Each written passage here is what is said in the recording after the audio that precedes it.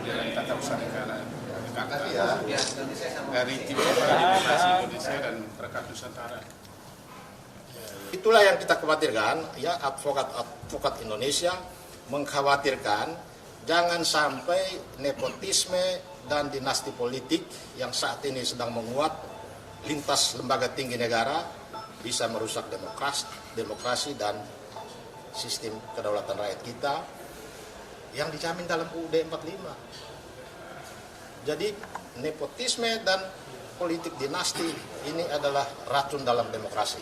Itulah yang membuat kita sekarang ini mengajukan gugatan ke Pengadilan Tata Usaha Negara sebagai perbuatan melanggar hukum yang dilakukan oleh pejabat pemerintah dan badan-badan pemerintah.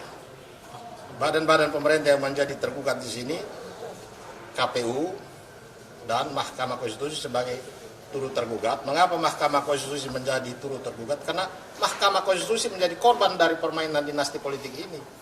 Sehingga kita tarik dia sebagai turut tergugat supaya dia bisa berbicara juga di peradilan nanti. Tergugat 1 Presiden Jokowi, tergugat 2 Anwar Usman, tergugat 3 Gibran Rakabuming, tergugat 4 Bobi Nasution, tergugat 5 Prabowo Subianto, tergugat 6 KPU, turut tergugat 1-nya Mahkamah Konstitusi, turut tergugat 2 Saldi Irsa, turut tergugat 3 Arief Hidayat, dua-duanya hakim konstitusi dan 1 wakil ketua Mahkamah Konstitusi, turut tergugat 4 Ibu Iriana Jokowi, turut tergugat 5 Kaisang, turut tergugat 6 bocor alus politik Tempo.co.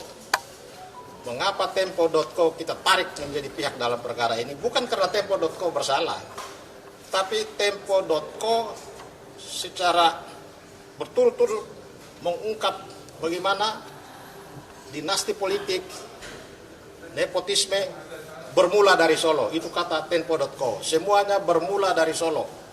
Bahkan Ibu Iriana dijuluki di dalam Tempo.co itu sebagai Ibu Suri.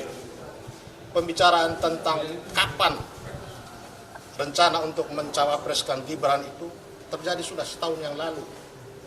Jadi bukan ujuk-ujuk akibat putusan MK ini lalu dia digagas untuk maju jadi calon wakil presiden, tapi sudah direncanakan secara matang sejak setahun yang lalu.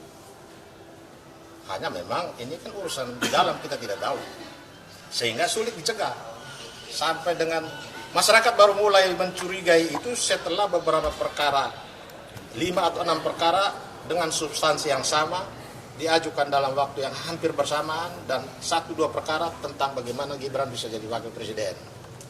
Itu berarti hitungan-hitungan masyarakat bahwa saat ini kedaulatan rakyat bisa digusur, ya bisa digeser melalui dinasti politik, bisa jadi kenyataan.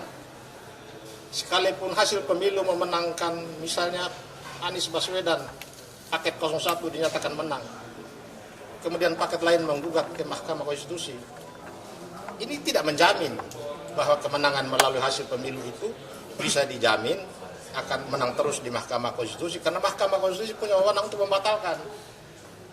Karena dia punya wewenang untuk membatalkan, maka ketika hakim konstitusi atau ketua MK berkepentingan, dia memiliki konflik kepentingan kemudian membatalkan hasil pemilu, bisa saja karena memang dia berwenang.